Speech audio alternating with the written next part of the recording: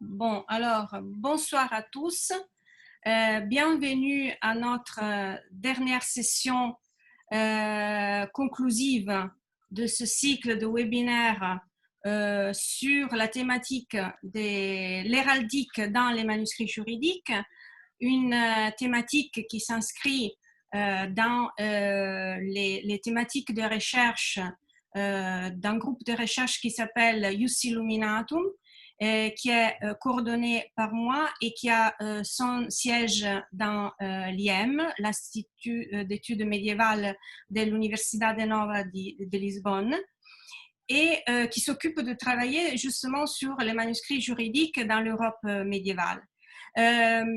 Miguel Sestas, qui est le co-organisateur avec moi de ce webinaire, est aussi membre du comité scientifique de ce groupe de recherche. Il est un héraldiste très réputé et au Portugal, et pourtant ensemble on a pensé que c'était, voilà, Laurent est arrivé, donc on a bien pensé que c'était intéressant de développer la thématique de l'héraldique dans les manuscrits juridiques. Bonsoir Laurent, bienvenue. Bonsoir. Tu nous Merci entends, Laurent? Alexandra. Tu nous entends? Oui, ça a été un peu laborieux. Je suis désolé. Non, pas mal. L'important, c'est que tu es là. Très bien. Donc, très bien. Alors, on est juste au début de la session. Alors, j'étais en train justement d'expliquer un petit peu qu'est-ce qui était les groupes Ius Illuminatum et quelle était l'idée du webinaire. Et maintenant, je laisse la parole à Miguel, qui va justement présenter les participants de cette session. Très bien. Eh bien, je commence pour vous souhaiter la bienvenue à cette séance et pour vous dire aussi que c'est un plaisir et un honneur de vous avoir ici, et un plaisir et un honneur pour l'Institut portugais d'héraldique de participer à ce webinaire promu par l'Institut d'études médiévales. Et sans plus, je fais une très courte présentation des deux participants d'aujourd'hui de cette table ronde qui n'ont pas encore participé à notre webinaire. Laurent Ablot, d'abord, né en 1972, il a enseigné à Poitiers, rattaché au Centre d'études supérieures de civilisation médiévale, et il est aujourd'hui directeur d'études à la 4e section de l'École pratique des hautes études, Paris Sciences et Lettres, titulaire de la conférence emblématique occidentale. Il est auteur de plusieurs volumes sur le sujet, dont un manuel d'héraldique et d'emblématique médiévale qui est sorti aux presses de Tours en 2019, et d'environ une centaine d'articles. Il a soutenu en 2001 une thèse sous la direction de Michel Pastoureau et de Martin Aurel, consacrée à la devise et à l'emblématique des princes en Europe à la fin du Moyen-Âge, et en 2015, son habilitation à diriger des recherches sur la pratique des partages d'armoiries au Moyen-Âge. Il poursuit aujourd'hui ses recherches sur les signes d'identité, leurs usages et leurs fonctions dans la société médiévale, autour notamment des questions du droit héraldique et de l'analyse de différents systèmes de représentation, comme le cimier, les signes de reconnaissance militaire, les insignes de fonction et de pouvoir. Il est également le coordinateur des bases en ligne ARMA, Sigilla et Devise, et porteur du programme Esigna, portail de l'emblématique occidentale. Quant à Matteo Ferrari, il est historien de l'art médiéval, membre associé du SAPRAT, Savoir et pratique Moyen-Âge au XIXe siècle, Paris, École pratique des hautes études, et collaborateur scientifique du PAT, Pramet, j'espère que ça se dit comme ça, Université de Namur. Après avoir soutenu en 2011 une thèse à la Scuola Normale Superiore de Pise, sous la direction de Maria Monica Donato, consacrée au décor peint dans les palais de la commune de l'Italie du Nord au XIIIe et XIVe siècle, il a été chercheur contractuel à la Scuola Normale de Pise et à l'Université La Sapienza de Rome, où il a conduit les recherches sur le thème de l'utilisation de l'image dans la communication visuelle des pouvoirs publics à la fin du Moyen-Âge en Italie. Et à l'Université de Poitiers, où il s'est consacré à l'étude des pratiques de mise en signe de l'espace monumental au Moyen-Âge par le biais de l'héraldique. collaborateur au projet scientifique de l'exposition Dal Giglio al Davide, Arte civica a Firenze fra Medioevo e Rinascimento. Il est auteur de nombreux travaux sur la communication par l'image dans les communes italiennes et notamment sur les formes et les fonctions de l'héraldique monumentale au Moyen-Âge, et il est co-responsable scientifique du programme ARMA. Et je voudrais vous dire aussi que aussi bien Laurent que Matteo sont aussi des membres associés de l'Institut portugais d'héraldique. Donc, merci de nous rejoindre pour cette dernière séance de notre webinaire. Et sans plus, je passe la parole à Alessandra pour ouvrir la discussion. Bien, alors, nous avons pensé avec Miguel à une série de questions à nous poser, hein, qui seront développées dans la session. Et on commence avec la première thématique, que c'est le manuscrit juridique comme source pour la connaissance héraldique. Voilà. Donc, cela, c'était l'une des questions qu'on s'était posées avec Miguel déjà à partir de l'année passée, quand Miguel m'a invité à présenter une conférence à l'Institut portugais d'héraldique, justement. Et là, j'ai présenté des exemplaires de manuscrits juridiques originaires en particulier de la France méridionale, qui avaient tous des emblèmes et des blasons. Et justement, la présence de ces blasons aidait à comprendre un peu les contextes d'usage et de production aussi de ce manuscrit. Donc, à partir de cette première conférence, on a pensé que effectivement, les manuscrits juridiques ont aussi, eux, comme tous les autres, comme beaucoup d'autres manuscrits, d'autres typologies, souvent ils ont des blasons. Et ces blasons rarement sont individués, identifiés. Et l'identification de ces blasons peut sans doute être un autre élément pour la connaissance héraldique et pour la connaissance aussi de l'histoire de ce manuscrit. Donc, je pense que je peux passer la parole à notre participant. Je ne sais pas, peut-être Laurent, il veut commencer à nous dire quelque chose à propos de ça.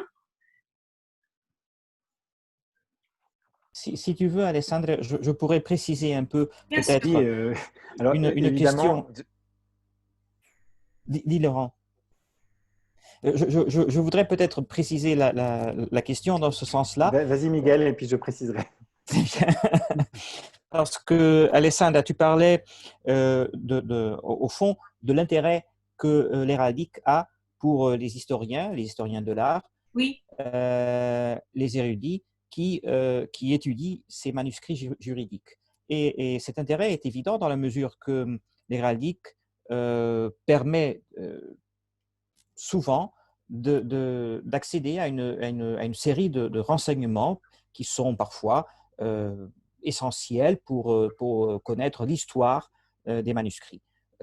Les commanditeurs, les possesseurs, les destinataires, enfin, tout ce genre de relations qui existent entre l'héraldique et le livre d'une façon générale, et qui est présente évidemment dans les manuscrits juridiques. Et donc, l'intérêt de l'héraldique pour les manuscrits juridiques, je dirais que c'est un intérêt évident, même s'il est parfois plus vaste que celui de la simple érudition, c'est-à-dire celui qui ne voit que dans l'héraldique qu'un instrument de datation, d'identification, et qui permet d'identifier, de dater les manuscrits. Alors, la question que je crois qui a été soulevée pendant ce séminaire, et qui est quant à moi très intéressante, c'est que il y a un intérêt éventuel aussi pour les héraldistes dans la connaissance de cet héraldique présent dans le manuscrit juridique. Et c'est un peu sur cela que j'aimerais entendre ce que nos participants ont à dire dans ce sens-là, dans cette mesure que il me semble que l'héraldique qui est présente dans ce genre de manuscrits se ressemble essentiellement à l'héraldique qu'on a dans d'autres genres de livres.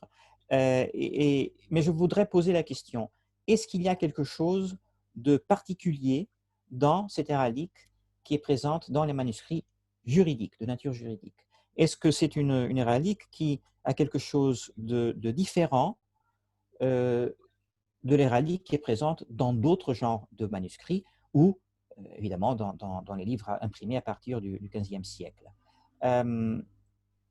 Est-ce que la nature même de ces manuscrits juridiques a une influence quelconque sur l'héraldique qui y est présente, dans ces manuscrits? Et c'est un peu sur cela que j'aimerais savoir l'avis de nos participants. Alors Laurent, je ne sais pas si je peux te passer la parole. Merci, merci Miguel, merci Alessandra. Oui, je ne sais pas si c'est un peu différé. Je ne sais pas C'est un si peu tu m'entends différé, en direct mais on ou t'entend. en décalé. Oui, on t'entend bien. Tu m'entends, Miguel? Un peu décalé, mais Un peu différé. on te Je vais comprend. Oui. essayer d'enlever la vidéo, voir si.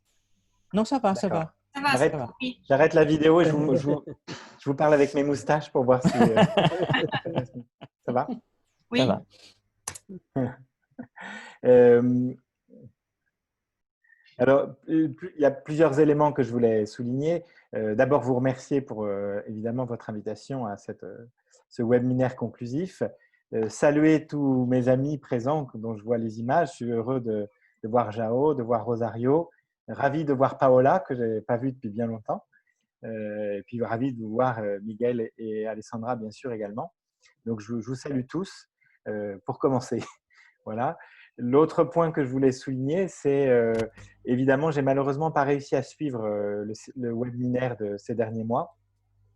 Et j'aurais bien aimé écouter. J'avais bien noté l'intervention de Jao et celle de Rosario. Et malheureusement, les jours où ils sont intervenus, je n'ai pas pu me connecter. Ce qui fait que je parle un petit peu, si vous voulez, dans le vide. Alors, j'ai déjà eu la chance d'entendre Maria Alessandra et de voir quelques-uns des manuscrits sur lesquels elle travaille.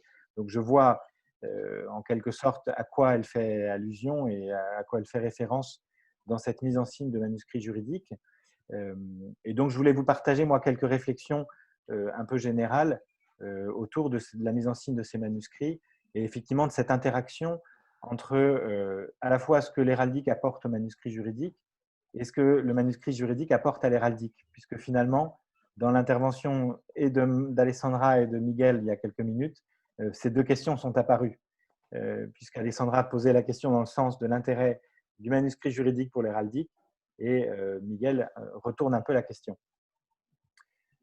Évidemment, je pense que Miguel pointe du doigt le vrai problème ou le vrai sujet, c'est-à-dire est-ce qu'il y a une spécificité dans la mise en forme. En réalité, il n'y aura pas une spécificité pour moi dans l'héraldique, puisque l'héraldique qui sera mise en œuvre dans les manuscrits juridiques, sauf erreur de ma part, ça sera très souvent l'héraldique des commanditaires ou de l'héraldique illustrative qui permettra de savoir qui sont les protagonistes d'une enluminure, par exemple.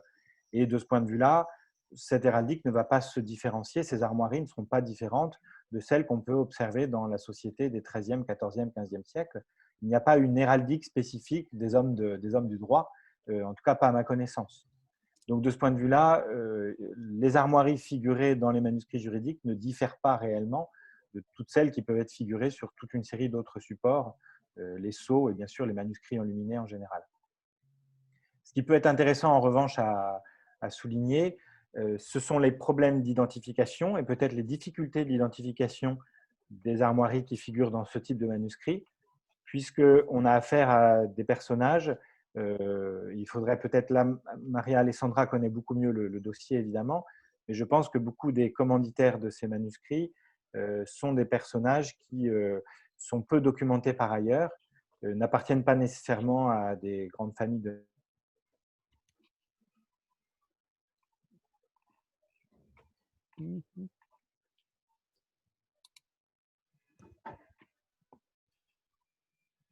On a perdu Laurent, n'est-ce pas? Voilà, oui. Voilà, c'est bon. je reviens. Voilà. Je reviens. Oui, oui, oui, oui. Ah, tout revient, Laurent. Très bien. Oui, j'ai disparu. J'ai disparu des ondes quelques minutes. Oui, je disais que j'ai l'impression que beaucoup des personnages, Oui. Alessandra faisait allusion au problème d'identification de ces commanditaires de manuscrits juridiques, qui vont souvent être des clercs juristes, mais qui ne sont pas nécessairement membres de grands lignages de l'aristocratie ou de familles de la haute bourgeoisie urbaine, qui ont laissé beaucoup d'autres sources et témoignages héraldiques. D'où la difficulté souvent d'avoir d'autres sources croisées. Je pense aux sceaux, par exemple, qui pourraient nous aider à les identifier. Évidemment, de ce point de vue-là, on va sans doute avoir une spécificité de ces armoiries dans certains contextes, puisque je pense que Matteo évoquera d'autres corpus où la question est différente. Oui. Donc, je pense que le vrai sujet, c'est la mise en forme. Et est-ce qu'il y a véritablement une mise en forme singulière de ces manuscrits, de l'héraldique dans ces manuscrits, qui se distinguerait de la façon dont on met en signe un manuscrit d'une autre nature. Et là, évidemment, il faut, dans les manuscrits, la mise en signe des manuscrits, j'avais eu l'occasion d'en parler dans un article sur le sujet, sur le livre et l'emblème, où je revenais sur évidemment deux types de mise en signe un peu distinctes, qui sont d'un côté les romans profanes et de l'autre côté les ouvrages religieux. Je pense au livre d'heures en particulier. Et on voit qu'il y a une mise en signe du livre d'heures qui est tout à fait singulière, tout à fait spécifique, qui permet donc à l'armoirie qui est figurée de pas seulement faire usage de marque de propriété, qui n'a pas une seule fonction de marque de propriété, mais qui établit un lien direct entre le commanditaire et le texte. Et en particulier le texte saint, puisque dans beaucoup d'ouvrages pieux, le but c'est d'énoncer évidemment un texte saint, un texte sacré, un texte de prière, et de représenter à certains endroits clés du livre les armoiries d'une commanditaire. C'est une façon de créer une sorte de prosopopée du signe, c'est-à-dire de faire réciter les prières par l'armoirie elle-même, en quelque sorte. Quand on considère que quand le livre est fermé, le commanditaire est toujours présent par l'intermédiaire de ses armes, et elles disent à sa place, en quelque sorte, le texte saint qui est énoncé dans le manuscrit, dans le livre d'heures. Donc cette considération un peu conceptuelle, elle s'applique très bien au livre pieux.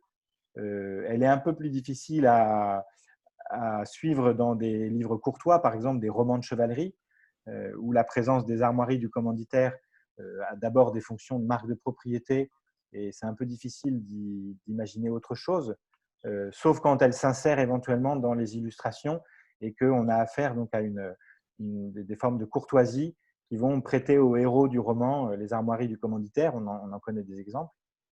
Donc la question, moi, que je voudrais vous renvoyer, c'est quel est l'intérêt pour un juriste d'apposer ses armoiries près d'un texte juridique. Et donc, évidemment, quel est le sens qu'il peut donner à cette mise en signe du livre si on dépasse la seule fonction de marque de propriété? Quelle peut être son intention quand il va apposer ses armoiries? Et pour essayer de saisir cette question, il faudrait pouvoir, au fil d'un manuscrit, être très attentif à la distribution de ces signes héraldiques. Où est-ce qu'ils se distribuent dans la page? Est-ce qu'ils sont organisés hiérarchiquement? Est-ce qu'ils sont associés à d'autres armoiries? Est-ce qu'ils se répètent de façon aléatoire ou est-ce qu'ils se répètent de façon organisée? Est-ce qu'ils coïncident par exemple avec les chapitres, avec le chapitrage de l'ouvrage et pourraient justement contribuer à une sorte d'énonciation et de validation par le commanditaire du contenu juridique de l'ouvrage? Voilà, c'est un peu toutes ces questions qu'il faudrait soulever à mon avis. Mais là, j'avoue que malheureusement, ma connaissance du corpus est trop fragile. Il faudrait qu'on puisse, vous l'avez sans doute fait dans les webinaires précédents, mais il faudrait pouvoir feuilleter ensemble des manuscrits juridiques pour pouvoir aller un peu plus loin dans cette perspective.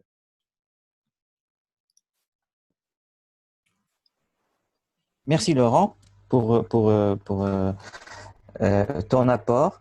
Et je retiens surtout, je crois, cette comparaison entre la présence de l'héraldique dans les manuscrits juridiques et dans d'autres genres de manuscrits. Et cette question fondamentale, est-ce qu'il y a une spécificité du rôle que l'héraldique joue dans les manuscrits juridiques par rapport aux autres genres de manuscrits? Et alors, je crois qu'on peut tout d'abord conclure de ce que tu as présenté que il y a vraiment une spécificité de la présence de l'héraldique dans les livres de nature religieuse, dans les livres d'heures par exemple, parce que comme tu l'as signalé, il y a une fonction spécifique, disons, d'appel des armoiries aux textes religieux, même pour des fonctions enfin de ce que tu as dit de prosopopée. Et il me semble, enfin, je crois que personne n'a une vue d'ensemble, mais il me semble plus hasardeux de vouloir retrouver ce genre de mise en signe dans les manuscrits juridiques ou dans les manuscrits d'une autre nature non religieuse. Mais c'est une question qui me semble très intéressante et que j'aimerais poser à nos autres participants, savoir leur avis. Je peux Théo? intervenir? Et bien sûr. Donc, d'abord, moi aussi, je vous remercie pour l'invitation de ce soir. C'est un vrai plaisir de vous retrouver. Et bonsoir à toutes et à tous, Clément.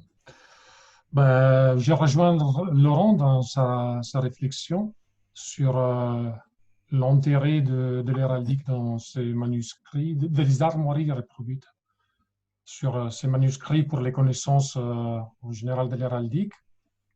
Moi aussi, hélas, j'ai une connaissance assez réduite du corpus des manuscrits juridiques, mais clairement, il y a un intérêt d'abord, c'est sûrement celui pour les héraldistes aussi, question tout simple du fait que ces manuscrits étant parfois très anciens, datant du XIIIe siècle aussi.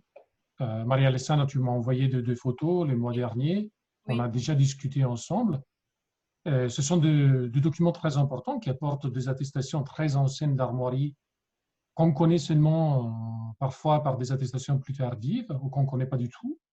Et pour certains territoires, je pense à l'Italie, dans laquelle on n'a pas un large usage de sceaux armoriés ou d'armoriaux. Les armoiries qui sont reproduites sur ce genre de manuscrits sont essentielles vraiment pour connaître la diffusion, l'usage des armoiries par des personnes, des individus qui formaient celle qui était l'élite des villes. Donc clairement, pas seulement des grandes familles, mais en tout cas, je pense que les professionnels du droit, ils sortaient quand même des familles qui n'étaient pas les moindres dans la ville, mais qui ne sont pas documentés ailleurs du point de vue de leur héraldique. Donc je pense aussi, Laurent évoquait un autre corpus que je suis en train d'étudier, celui des registres produits par les offices des administrations communales italiennes, où il y avait une pratique qui s'instaure assez tôt, avant la fin du XIIIe siècle, de reproduire les armoiries des officiers, essentiellement des podestats des capitaines du peuple, sur les couvertures de ces registres qui rassemblaient un peu toute la documentation qui était produite par les officiers communaux. Et là, nous avons des attestations assez précoces d'armoiries, de personnages, de familles qui ne sont pas connues par ailleurs. Concernant la question que posait Laurent sur la fonction de ces armoiries dans les textes, à mon avis, elle est essentielle, mais elle ne doit pas être interprétée seulement au niveau du texte. La catégorie des manuscrits juridiques, on en a discuté dans un échange ces week-ends, une catégorie très vaste. Donc, on ne pourra pas donner une réponse univoque à cette question, mais il faudra d'abord reconnaître la fonction du manuscrit, différencier clairement entre manuscrits qui portent des textes qui font la loi avec des manuscrits plus pragmatiques qui répondent à des fonctions plus pratiques. Donc voilà comme... Alors, si tu me permets, Matteo, après ce que tu as dit, j'aimerais te poser une question directe. Cette présence d'armoiries des capitaines du peuple dans les manuscrits qui datent depuis le XIIIe siècle, c'est bien ça, si j'ai bien compris, depuis Oui, le XIIIe. Et il y en a, année ils sont plus nombreux 1270. oui, plus nombreux au XIVe, évidemment, et au XVe. Est-ce qu'on peut comparer le rôle que ces armoiries jouent dans ce genre de manuscrits à celui des pierres armoriées, de l'accumulation de pierres armoriées que l'on voit dans les façades des palais communaux en général en Italie? Tu crois que c'est un phénomène qui se rapproche ce sont deux phénomènes qui se rapprochent l'un de l'autre?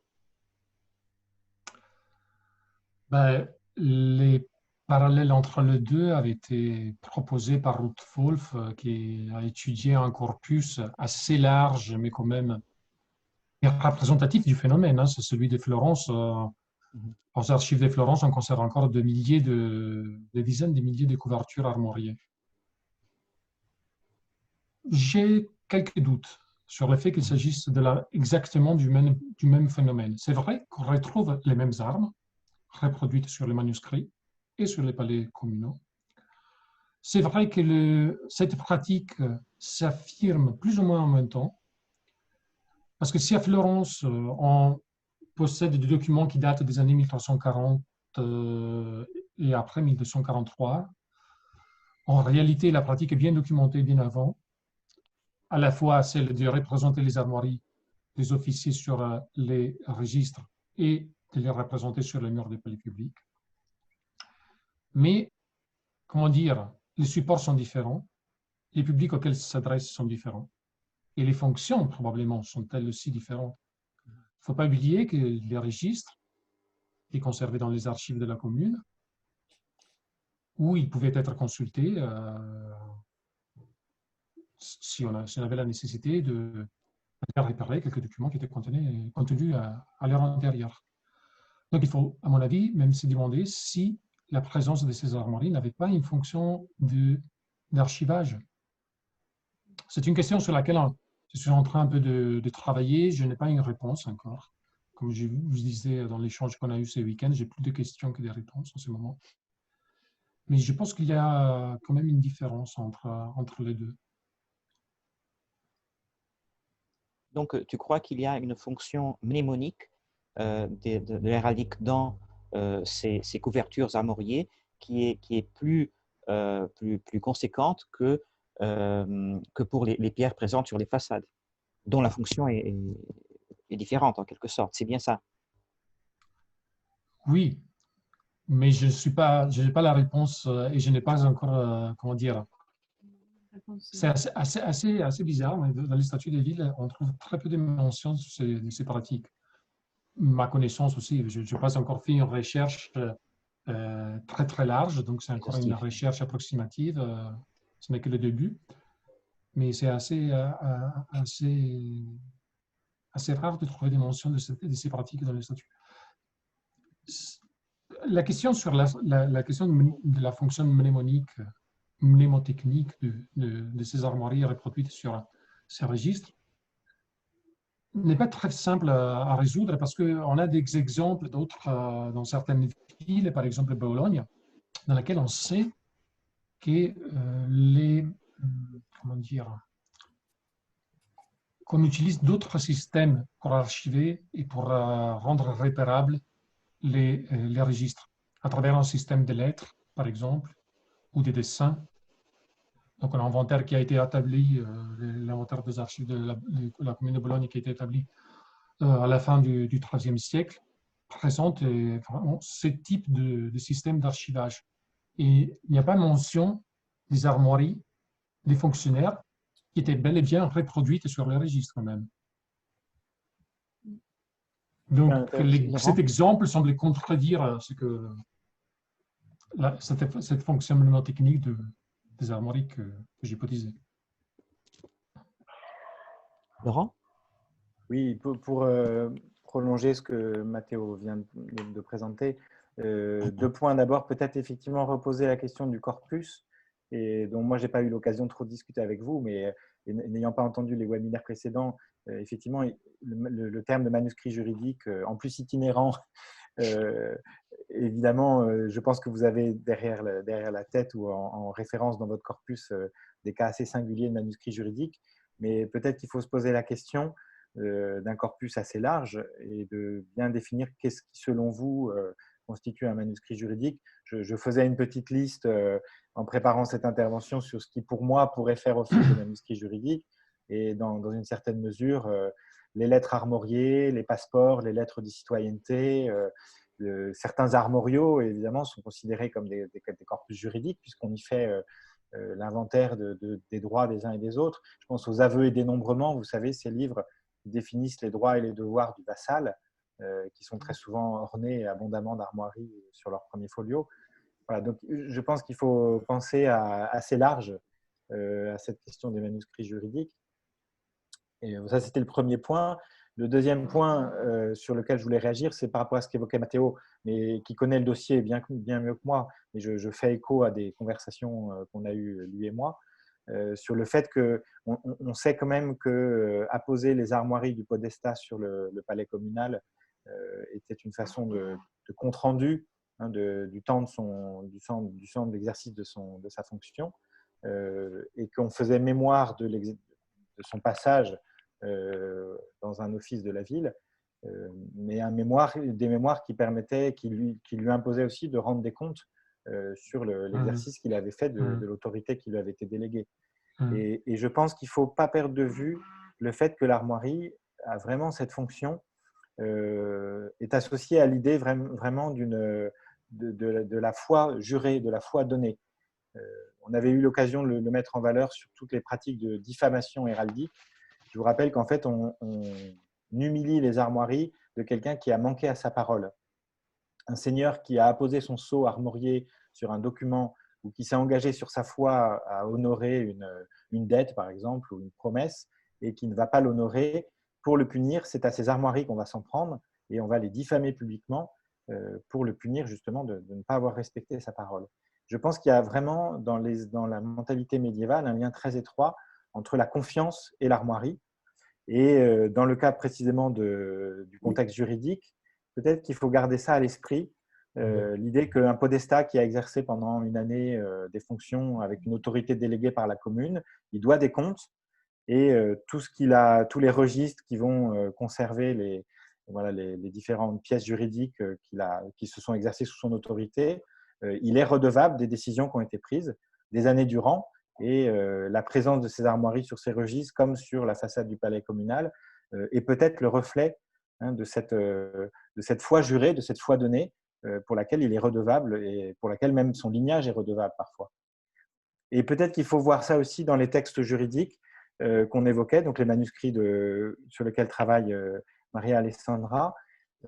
Est-ce que finalement les juristes qui ont fait copier ces manuscrits en apposant leurs armoiries au bas de textes juridiques n'ont pas voulu, finalement, à la manière d'un sceau, apposer, donc valider le texte, ou en tout cas établir que la créance de ce texte par la présence de leur armoirie.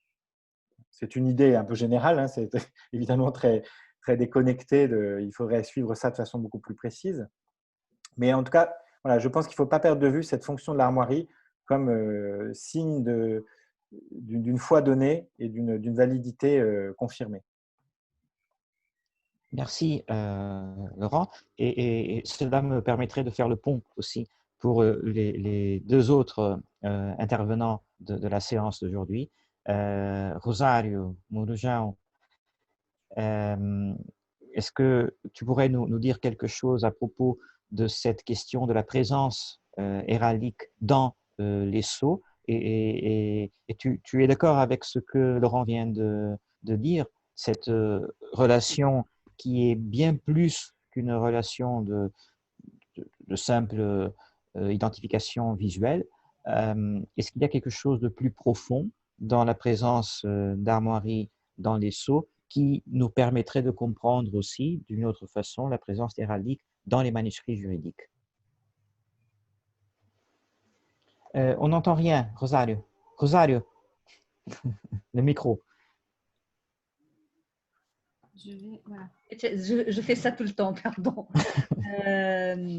bon, tout d'abord, j'aimerais bien aussi remercier l'invitation pour participer et saluer tout le monde. C'est très gratifiant pour moi d'avoir une nouvelle invitation pour participer, cette fois-ci dans cette table ronde de conclusion, après avoir déjà participé dans le webinaire. Ça veut dire que ce que j'ai dit n'a pas été complètement idiot.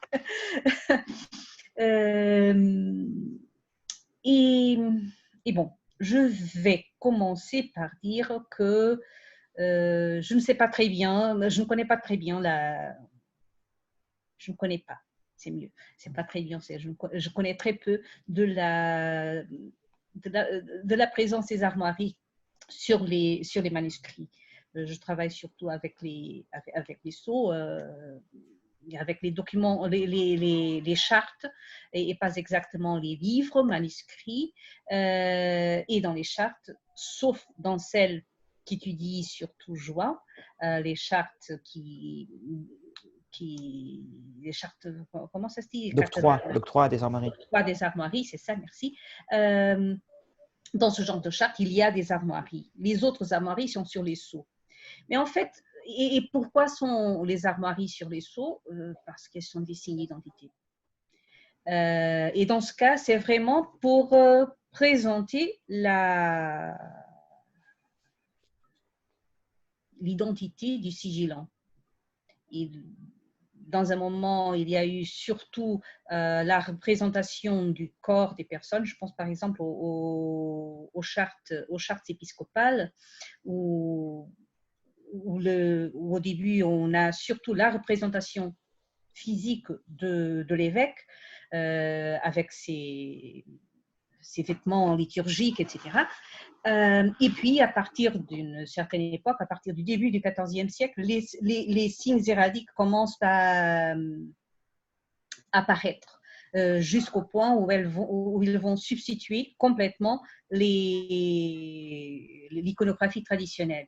Et ça veut dire sans doute que l'héraldique joue un certain rôle dans la société et qu'elle est de plus en plus connue et de plus en plus employée d'une telle façon qu'on va reconnaître facilement l'identité de cet évêque, de ce clerc. Enfin, ça se passe aussi avec les autres clercs qui ne sont pas seulement des évêques. Ça veut dire que l'héraldique est quelque chose de vivant, est quelque chose qui est utilisé dans le quotidien, qui est utilisé pour signifier la personne qui possède ces armoiries. Et donc, je crois que c'est un peu la même chose que sur les manuscrits. La position des armoiries indique la propriété, ou indique parfois le commanditaire, c'est ça. Et en fait, la grande diffusion de l'héraldique dans la société, ça, je crois que c'est quelque chose, c'est un cause qui était connu, que les personnes avec lesquelles les personnes s'identifiaient, ou qu'ils savaient, excusez-moi, mon français est un peu rouillé.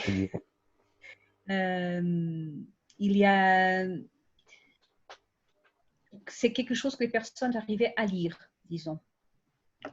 Le fait que des armoiries puissent être présentes sur un sceau d'une personne que 100 ans avant, elle serait représentée par son image, l'image du clerc avec la mitre, etc. Ça veut dire qu'il y a eu un changement de code, ou du moins comment dire, il y a une diffusion d'un nouveau code qui est aussi perçu et compris par les personnes qui vont voir le sceau. Parce que s'il y a un sceau attaché à une charte, au moment où cette charte est présentée devant un tribunal, devant un notaire, pour montrer quelque chose, pour comprouver quelque chose qui est qui est inscrit dans le document, dans le texte du document, par exemple, pour faire valoir les droits sur une certaine propriété. Et si ce qui est présenté sont les armoiries sur le sceau, ça veut dire que le sceau va être analysé par celui qui va voir si la charte est authentique ou si bien elle est fausse. Et donc, il faut qu'ils sachent que ces armoiries-là appartiennent à cette personne, qu'ils identifient la personne à travers les armoiries. C'est surtout ça ce que je vois, ça signifie une diffusion plus grande de l'héraldique dans la société médiévale, du bas Moyen-Âge surtout. Pour le moment, je crois que c'est ce que je peux dire pour ajouter à la discussion. Merci, Rosario. J'aimerais aussi poser la question à João Portugal. Une fois qu'on a cité au cours de notre discussion la question des manuscrits qui ont une nature héraldique eux-mêmes, en particulier les lettres d'octroi d'armoirie, mais aussi, par exemple, les traités de blason, par exemple. Je pense évidemment tout d'abord au premier d'entre eux, à celui qui a été rédigé par Bartolo da Sassoferrato, De Insignis et Armis. Donc, est-ce qu'il existe une spécificité de la présence héraldique dans ce genre de manuscrits qui sont des manuscrits de nature juridique et de nature héraldique simultanément? Merci. Vous m'écoutez? Oui, oui. Oui. Merci en première place, organisateur. Salut à tous et à toutes. Salut spécial à Rosario, Matteo et Laurent. C'est un vrai plaisir, un honneur d'être ici avec vous. Avant cette question, je suis d'accord tout à fait avec plusieurs choses qui sont ici auparavant dites, mais je crois qu'au sein du corpus des manuscrits juridiques, on doit tout d'abord, comme je crois Laurent a mentionné, qu'on doit définir ce que c'est un manuscrit juridique. Je vois en première place deux grands groupes de manuscrits juridiques. Ceux qui ont comme but de créer, d'avoir en soi-même des effets juridiques, et ceux qui veulent convoiter publicité, d'écrire ce qui est le droit. Tout d'abord, une lettre d'octroi, une charte de majorat, par exemple, veut créer des effets juridiques spéciaux pour une personne, pour une famille, vers un bien. De l'autre côté, nous avons des traités, nous avons des collections de jurisprudence ou de législation qui ne veut pas en soi-même créer ces effets juridiques, mais de les décrire, de les tourner public vers ceux qui doivent appliquer le droit. Donc, je crois que l'héraldique, dans ces deux grandes catégories de manuscrits, elle veut aussi, à part entière, d'avoir une place sur les discours qu'on veut avec ce genre de documents. Quand on fait une lettre d'octroi, on veut en une certaine sorte d'avoir un discours spécifique, d'abord de décrire les armoiries qui appartiennent à une personne particulière, d'avoir une liaison dans la famille et de placer cette personne au cadre plus large de la famille. Et c'est ce discours qui est complémenté par l'utilisation de l'héraldique. Donc, je crois que l'intention des usages d'héraldique dans ces documents, dans ces manuscrits juridiques, sont aussi variables que les buts de chaque typologie de manuscrit et de chaque catégorie qu'on peut décrire, qu'on peut séparer dans cet univers plutôt large et varié. En ce qui concerne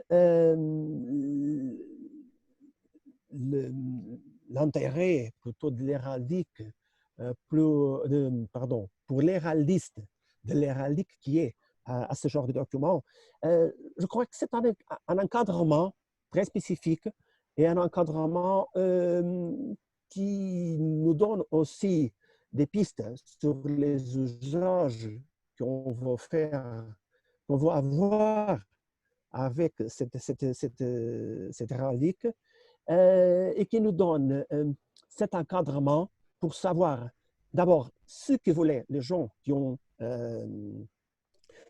mis cette héraldique sur ces manuscrits, ce qu'ils voulaient en tant que discours d'être compris par l'autre côté, par ceux qui après avaient vu du manuscrit, qui lisaient le manuscrit, qui lisaient les lois et qui faisaient le pont entre l'écriture, entre les normes, ou le contrat, le contenu juridique qui était sur ce manuscrit et cette héraldique, cet usage spécifique. C'était en ce, avec une fonction spéciale, une décoration sur les marges du manuscrit, peut-être pouvait avoir une autre spécialité, un autre but, une autre fonction spécifique. Par exemple, dans une charte de majorat, la prévision de l'usage dans certains modèles, dans certaines typologies spécifiques d'armoiries, pouvait avoir une autre fonction spécifique. Et je crois que c'est sur cette interaction entre le texte, entre l'image, qu'on peut décrire et faire des typologies aussi sur l'intention de ceux qui voulaient transmettre ce message juridique. Mais ton question, excusez-moi, c'était spécifiquement sur...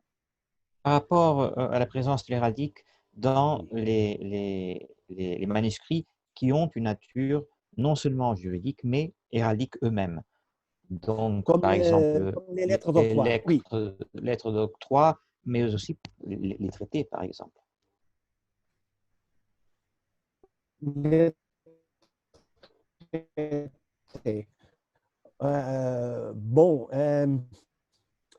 je crois que tu lettres des signes de validation, d'un signe de propriété ou quelque chose comme ça. L'objet juridique de cette lettre d'octroi, de cette manuscrit juridique, est l'héraldique par elle-même. C'est l'héraldique, c'est un droit héraldique qui est constitué, qui est transmis, qui est publicité vers tout le monde qui est le destinataire de cette lettre d'octroi. C'est une catégorie spécifique des manuscrits juridiques avec l'héraldique, car le bien juridique qui est là, ce n'est pas une terre, ce n'est pas un fief, ce n'est pas un château, ce n'est pas une maison, mais c'est plutôt un bien juridique immatériel qui est le droit à l'utilisation d'une certaine symbole, d'une certaine description héraldique.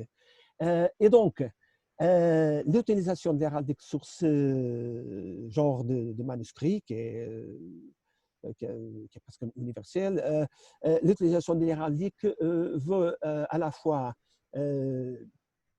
tourner plus simple la lecture et la perception visuelle du bien juridique qu'on est en train de dépasser, mais a aussi une fonction, et je crois que j'ai parlé de ça il y a quelques semaines, il y a aussi une autre fonction d'être une situation spécifique dans une catégorie plus vaste.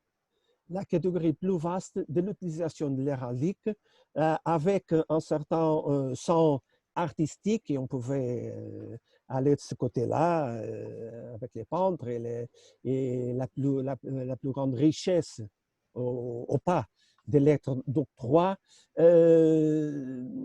C'est plutôt d'avoir aussi un autre sens plutôt général, de classe sociale, quelque chose de plus vaste qui nous donne aussi les valeurs que l'héraldique pouvait avoir, pas en tant que signe d'identification d'un individu, d'une famille, mais aussi d'autres réalités sociales.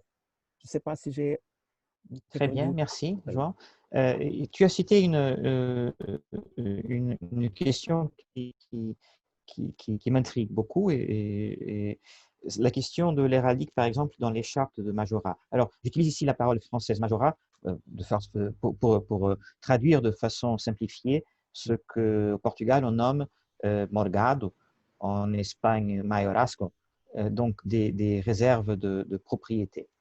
Dans ce cas-là, par exemple, dans les chartes de majorat, l'héraldique est souvent ou presque toujours présente, et l'image héraldique a une fonction concrète. Elle définit ce qui doit être porté par les possesseurs successifs de ce majorat et ce qu'ils doivent faire figurer dans tous les biens qui font partie de ce même majorat, les maisons, les terres,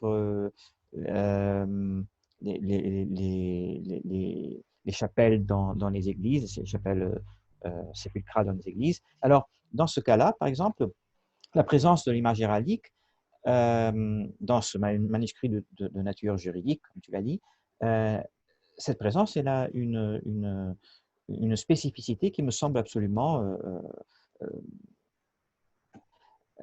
évidente dans cette mesure que c'est l'image qui va définir vraiment ce que les possesseurs de ce majorat doivent porter et ce qu'ils doivent faire figurer dans le patrimoine qui fait partie de ce majorat. Alors, bien sûr, là, il y a un renvoi à une symbolique abstraite, si on veut, mais il y a aussi une fonction pratique liée à la matérialité du patrimoine qui fait partie de ce majorat. Et je trouve que dans ce genre de manuscrit juridique, il y a vraiment une spécificité de l'image héraldique pour sa fonction, évidemment, et non, et pas nécessairement pour sa mise en forme. Et je crois que c'est quelque chose de très intéressant et qui pourrait peut-être nous mener à penser un peu sur la présence de l'héraldique dans d'autres genres de manuscrits juridiques. Est-ce qu'il y a une fonction, donc la fonction de l'image héraldique qui ne se limite pas à signaler la propriété du manuscrit, mais qui sert aussi à activer, si on peut dire comme ça, à activer une série de droits ou à les faire reconnaître. C'est une question que je pose en général. Miguel, donc, Miguel, parce que, seulement, oui, Joan. Seulement deux mots. Non, au majorat, l'image héraldique est aussi bien que toutes les autres conditions contractuelles une obligation, et donc c'est comme s'il était écrit. Il dépend mais pas écrite. Et en liaison avec ce que Laurent a dit au commencement, avec l'exemple que je vous ai apporté sur la lettre de majorat du comte Dom Pedro de Menezes, les armoiries du comte Dom Pedro de Menezes sont directement l'expression de cette obligation que les futurs marquis de Villarreal doivent porter en tant qu'héritiers de ce majorat. Mais je crois bien que c'est plutôt la personne, comme Laurent a dit, c'est la personne du comte de Dom Pedro de Menezes qui est là, est présente dans le majorat aussi. Et l'utilisation des devises du comte de Dom Pedro de Menezes est aussi il y a aussi cette marque d'individualité de l'individu qui va se prolonger dans la famille et dans le majorat qu'il a constitué. Et je suis d'accord avec toi. Et c'est aussi ce qu'on peut rapprocher de cette question de, si on veut, l'héraldique et le corps. Est-ce que l'héraldique est un deuxième corps des personnes? Comment fonctionne-t-elle comme un autre corps de son possesseur? Et ce que Rosario nous disait, quand l'héraldique vient substituer sur les sceaux l'image, la représentation du corps du sigilant, vraiment l'héraldique est un autre corps, une sorte de corps abstrait, un corps symbolique qui se substitue au corps réel ou à l'image du corps matériel de la personne. Et donc, je crois qu'il y a une piste qui est très, très riche pour explorer de cette relation entre héraldique et corps dans ce que les manuscrits juridiques ont d'influence aussi sur ces mêmes corps. Si je peux intervenir, Miguel? Bien sûr, Laurent. Un point peut-être que l'intervention de Rosario et de Jean ont fait ressortir et enfin, auquel ça me faisait penser, peut-être que ça serait intéressant de mettre en perspective les manuscrits juridiques avec la pratique de la justice et de souligner à quel point l'héraldique est présente dans la pratique de la justice. Je voulais vous partager juste une image dans un partage d'écran, j'espère que ça va fonctionner. J'essaye, qui est une image que je trouve très parlante. Je ne sais pas si vous la voyez. Oui, on la voit. Elle vous est apparue. Voilà. Oui, donc c'est une très parfaitement. belle miniature qui est tirée précisément de pratique judiciaire à l'usage de l'Auvergne. On est donc à la fin du XVe siècle et l'enlumineur qui intervient ici est un grand enlumineur poitevin qui s'appelle Robinet Testard. Et vous voyez sur cette miniature une scène de justice très intéressante puisqu'on voit que le prévôt royal rend la justice avec une allégorie évidemment de la justice royale vêtue de rouge et qui porte les attributs de la justice sous un dais fleur-de-lysée. Donc, c'est évidemment l'image de la justice du roi, mais qui fait quand même allusion au fait que dans tous les tribunaux du domaine et du royaume, une tenture fleur-de-lysée rappelle que toute justice se rend au nom du roi et que de toute façon, en règle générale, dans les tribunaux seigneuriaux, l'armoire seigneur en exercice, le droit, même s'il n'était pas personnellement. Donc, on a nécessairement l'armoirie de celui au nom duquel la justice est rendue. Et vous voyez que le juge lui-même, le prévôt royal, porte autour du cou, il est en armure pour bien signaler sa capacité à exercer la force, la justice par la force, pour faire respecter le droit. Et il porte autour du cou ses armoiries personnelles. Et donc, peut-être qu'il faudrait, en vous écoutant, je me disais, mais finalement, cette mise en signe des manuscrits juridiques de différentes natures, mais je pense ici plutôt à ceux qu'avait présenté Maria Alexandra. Est-ce que ce n'est pas une façon aussi de rappeler que l'auteur, le clerc qui a signalé son armoirie en lien avec un texte juridique évoque cette dimension du juge qui est présent en armoirie au moment du jugement. Et donc, en fait, il a cette capacité à écrire le droit, à écrire la loi. C'est précisément un droit souverain ou un droit seigneurial.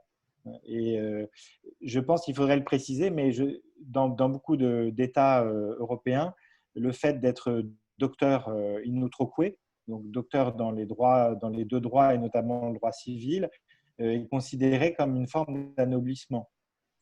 Et donc, on considère qu'il y a véritablement une noblesse des clercs. Et la réflexion de Jean Hound sur les questions de statut social liées à l'armoirie renvoie évidemment à cette question.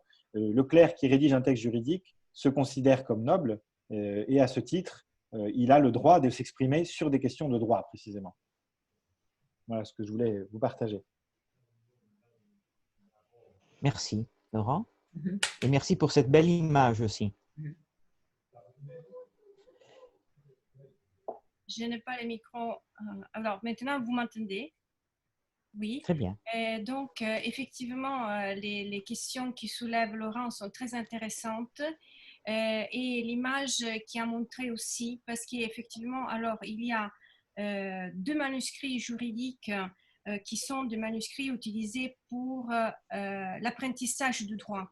Donc, qui sont des compilations, qui sont la réunion de toutes les lois plus anciennes, comme le Corpus Juris Civilis, avec toutes les lois qui concernent l'administration du droit dans la vie civile, et le Corpus Juris Canonici avec toutes les lois, les décrétales, qui sont utilisées pour la gestion, disons, du monde ecclésiastique.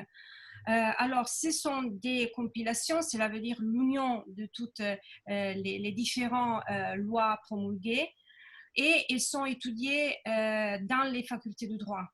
Donc, les étudiants, ils sont obligés à posséder des manuscrits avec ce texte pour assister, pour apprendre le droit dans la faculté. Mais bien sûr, les manuscrits qui sont dans les mains des étudiants ne sont pas illuminés et ne sont pas non plus avec des emblèmes héraldiques et des blasons. Parce qu'ils sont trop simples, ils servent simplement pour apprendre et pour les étudiants qui n'ont pas beaucoup d'argent. Les manuscrits avec ce texte de compilation, donc toutes les décrétales, les livres de décrétales et les différents livres du Corpus Juris Civilis de Justinien, qui possèdent des emblèmes de blason, sont des copies de luxe. Donc, elles sont des copies de ce même manuscrit réalisées pour des gens qui déjà avaient obtenu ces degrés à la fac, qui étaient déjà docteurs et qui étaient nobles, qui étaient souvent ou des abbés ou des évêques ou des cardinaux, qui faisaient partie des milieux aristocratiques, soit royaux que pontificaux. Et pourtant, ils sont des gens qui ont qui aiment bien posséder des manuscrits de droit. Souvent, ces manuscrits de compilation sont aussi annotés. Donc, cela signifie que même s'il était très riche, très, très luxueux, il était des manuscrits utilisés aussi pour l'étude et pour l'administration du droit. Mais ils sont des manuscrits, disons, qui n'ont pas vraiment à faire avec la gestion et la pratique du droit. C'est plutôt l'apprentissage du droit, c'est la théorie du droit.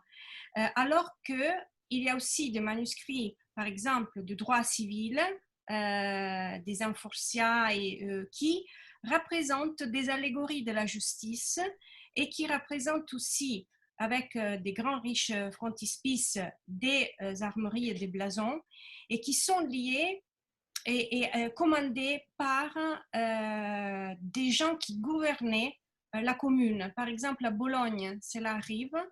Il y a des moments dans lesquels des gouvernants de la commune de Bologne aiment bien insérer des éléments personnels, comme il disait justement Laurent, dans ces scènes d'allégorie de la justice, de pratique de la justice, pour mettre en évidence le fait que son propre gouvernement, c'était un gouvernement bien fait. C'est un peu comme l'allégorie du bon gouvernement de Sienne.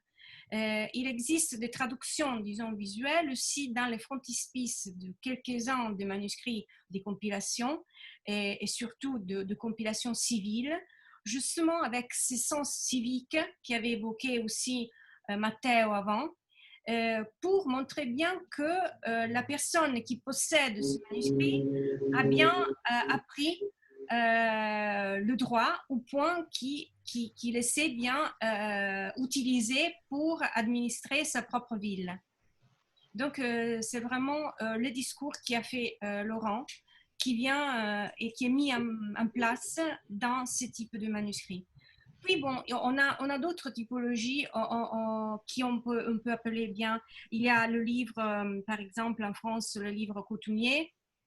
Il y a les statuti en Italie et il y a le forais en Portugal, qui sont tous de livres juridiques, mais avec un droit territorial plutôt, et qui visent surtout à normaliser, à donner des normes, des règles à la vie, disons à la vie communautaire, à la vie dans le milieu urbain pour lequel ils sont réalisés. Et donc là aussi, il y a souvent des illustrations et qui sont des illustrations différentes, mais qui prévoient aussi l'héraldique. Mais celle-là, c'est une héraldique civique. Ce n'est pas seulement l'héraldique d'une personne, mais ce sont aussi les blasons des villes, de la communauté civique qui sont mises en place dans ce type de manuscrits ou de documents juridiques. Voilà. Alessandre, une fois que tu as parlé de ce genre de manuscrits qui n'avaient pas encore été cités, par exemple, dans les chartes communales, les forais au Portugal, c'est exactement comme tu l'as dit, ça se rapproche de ce dont Matteo nous avait parlé, de l'héraldique civique, mais il y a aussi une fonction de l'héraldique, je crois, comme source d'autorité. Donc, on n'a pas besoin de lire le document, le manuscrit, pour savoir, seulement en le regardant, qu'il s'agit d'une lettre qui a été donnée par l'autorité, par le roi de Portugal, et qui porte, du point de vue juridique, sur le territoire, comme tu l'as dit, qui a une conséquence pour la nature même de la constitution de ce territoire et du pouvoir qui s'y exerce légitimement. Alors, je reprends à ce propos le parallèle entre les manuscrits juridiques et leur héraldique et les sceaux dont nous a parlé Rosario. C'est-à-dire que l'image héraldique dans ces chartes comme dans les sceaux n'a pas seulement une fonction d'identification, mais elle peut avoir une fonction beaucoup plus vaste, plus profonde, dans ce sens que sa seule vue peut promouvoir une identification immédiate, une reconnaissance immédiate de l'autorité au nom de laquelle ces documents sont produits et au nom de laquelle ces documents ont une valeur, une validité juridique. Et donc, il me semble que je vais l'appeler cette héraldique d'autorité, est peut-être une des clés pour la compréhension du rôle que l'image héraldique joue dans ce genre de manuscrit et qui se rapproche dans ce sens du rôle que cette même image héraldique joue dans les sceaux des rois, par exemple, ou tout genre d'autorité. Pour les forais, pour ces chartes communales portugaises, je trouve très intéressant le fait que la seule héraldique qui est présente, c'est l'héraldique royale, évidemment.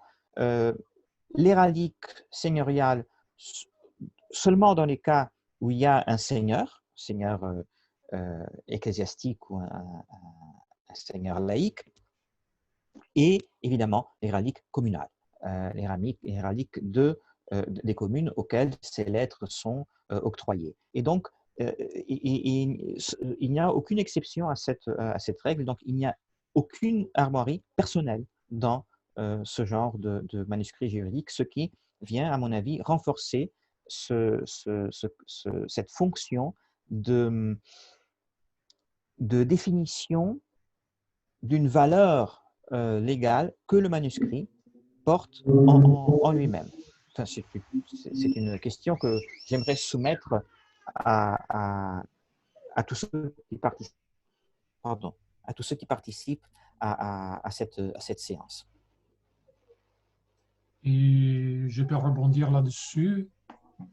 Effectivement, dans la mise en signe héraldique de certains types de manuscrits juridiques, mais contenant des écritures pragmatiques comme les statuts, j'ai moi aussi un peu l'impression que l'héraldique servent, et là je rejoins aussi un peu ce que Laurent disait tout à l'heure, servent aussi pour mettre en exergue les sources du droit. Parfois, en mettant une image, c'est qu'on aurait pu lire, on pourrait lire, on peut lire dans l'incipit des statuts même, où on mentionne l'autorité, en ce qui concerne la ville italienne et clairement la commune, mais aussi l'autorité sur laquelle la commune s'est mise. Donc l'autorité qui protège la commune, en général les Anjou par exemple, les papes ou l'empereur. C'est qu'on voit, mais là aussi il faudrait établir un inventaire exhaustif. Moi je n'en connais que quelques exemples. Ils datent plutôt du XIVe siècle, donc l'époque seigneuriale. Là, on voit que les armoiries qui sont mises qui sont reproduites en général sur les premiers folios de ces registres sont l'armoirie du seigneur qui est mise au milieu. Donc, il y a aussi une hiérarchie. À dextre, l'armoirie du fonctionnaire qui représente l'autorité sur le territoire. Et à sinistre, donc troisième place, l'armoirie de la commune.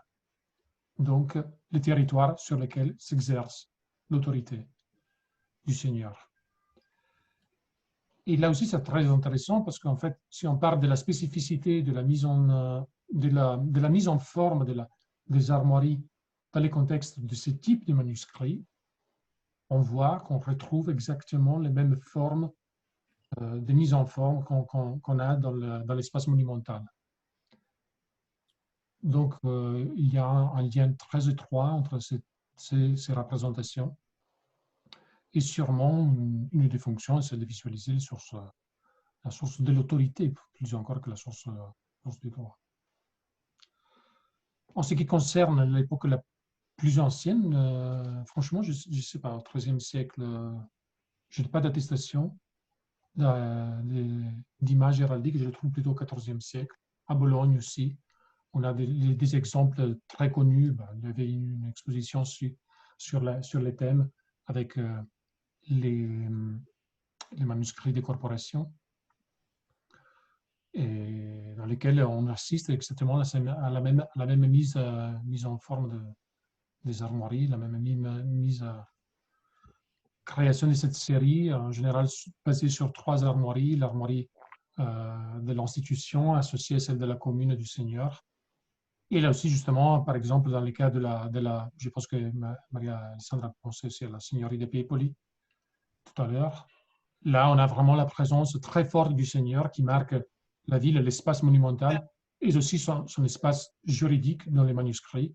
Oui. Donc, l'armoirie du Seigneur qui se place dans la partie haute du frontispice de statue, oui, pour souligner vraiment qui, en ce moment-là, domine la ville. Donc, effectivement, l'héraldique se confirme comme un outil qui permet de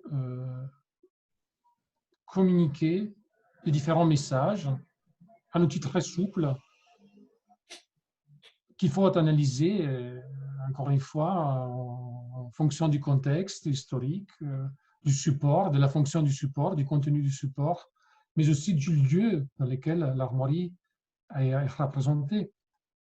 Les plats, la rayure à l'extérieur, plutôt que les frontispices, plutôt qu'une image comme celle que Laurent montrait tout à l'heure, donc dans laquelle l'armoirie a intégré un discours encore plus large, une scène plus complexe.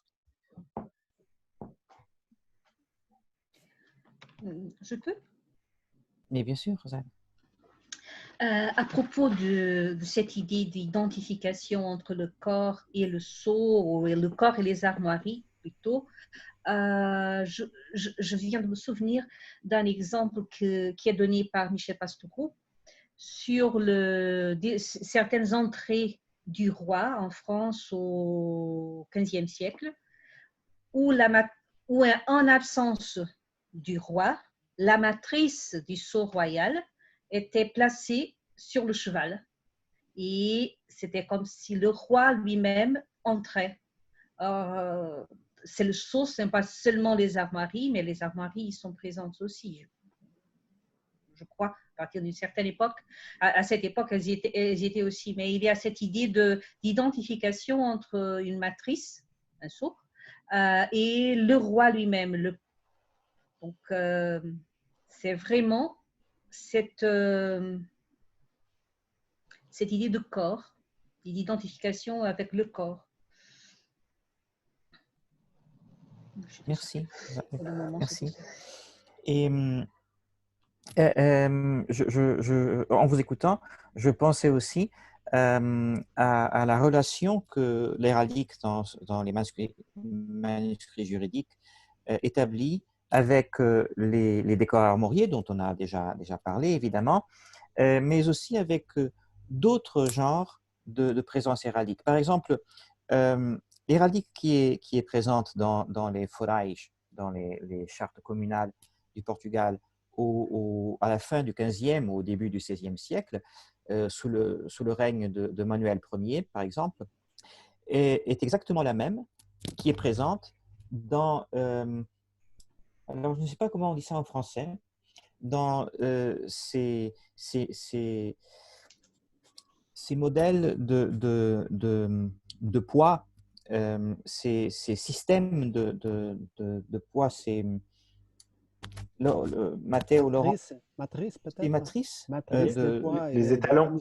Les étalons, voilà, merci Laurent, c'est ça. Ces étalons qui à la même époque sont distribués par la couronne pour tout le royaume de Portugal pour uniformiser les mesures. Ces étalons qui portent tous exactement les mêmes signes que les lettres,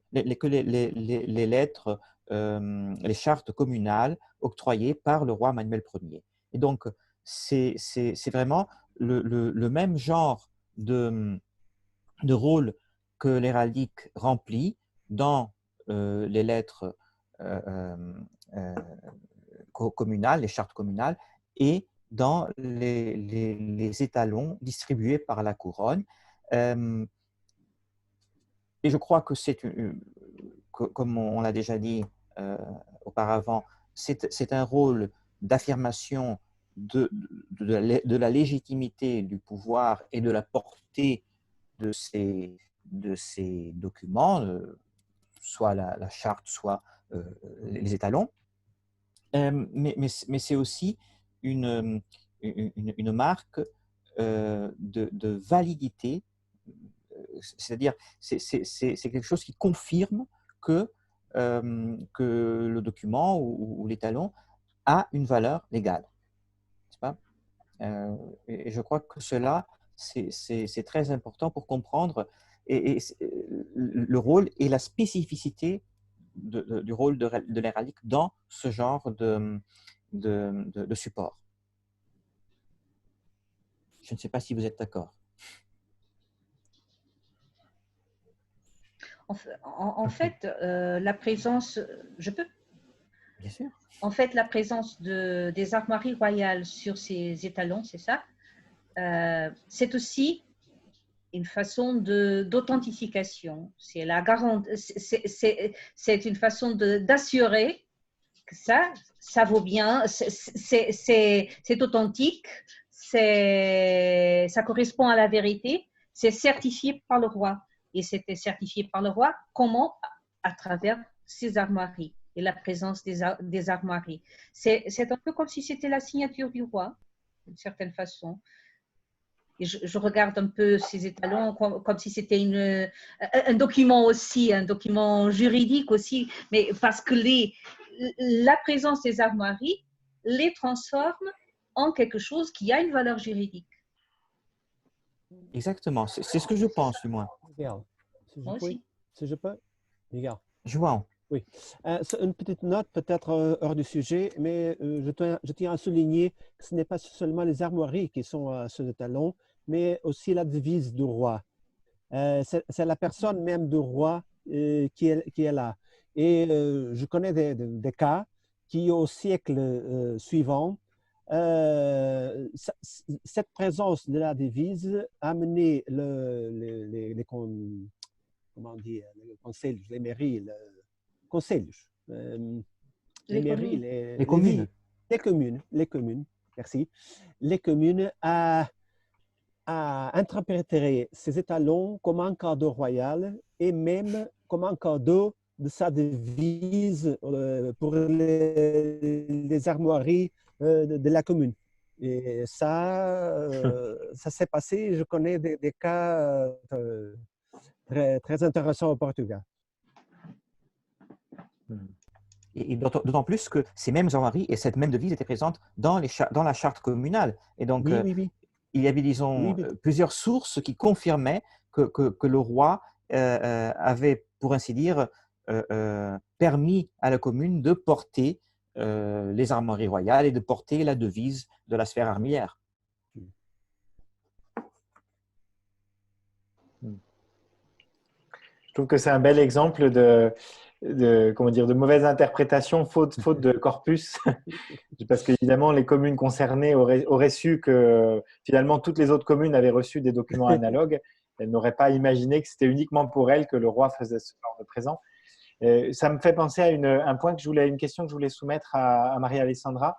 Pour préparer mon intervention d'aujourd'hui, j'ai été regarder le site du projet de recherche. Oui. Et sauf erreur de ma part, il n'y a pas tellement d'images ou de corpus de manuscrits qui sont accessibles.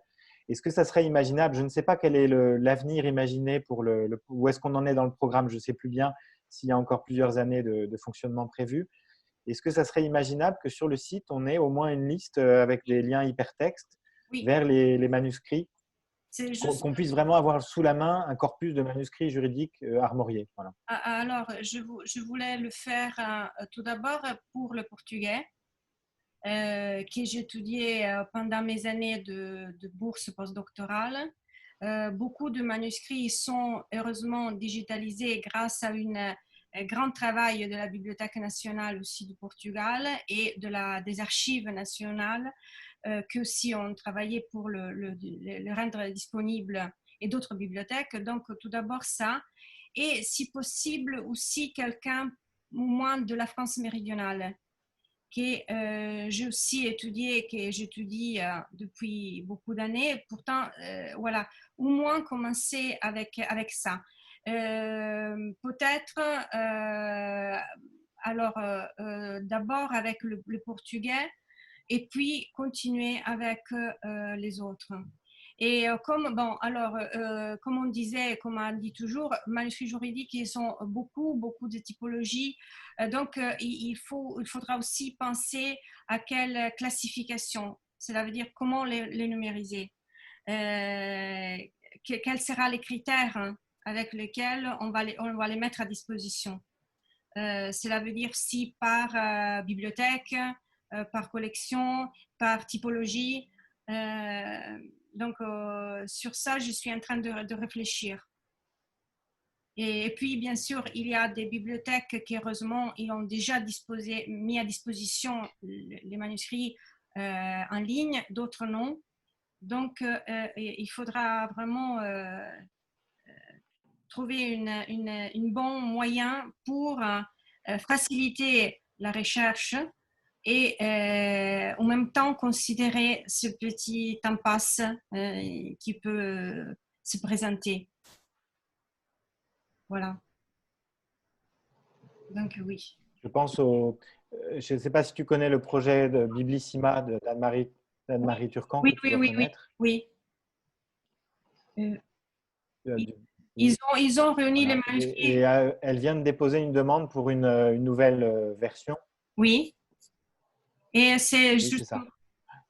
Et Biblissima, c'est plutôt pour l'histoire des bibliothèques. Et du coup,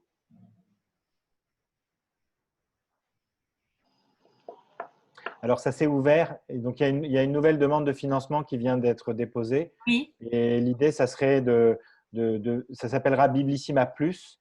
Et ça d'accord. serait d'ouvrir un peu plus largement à l'histoire de l'écrit. Et je sais qu'il y aura notamment des possibilités de financement sur appel à projet.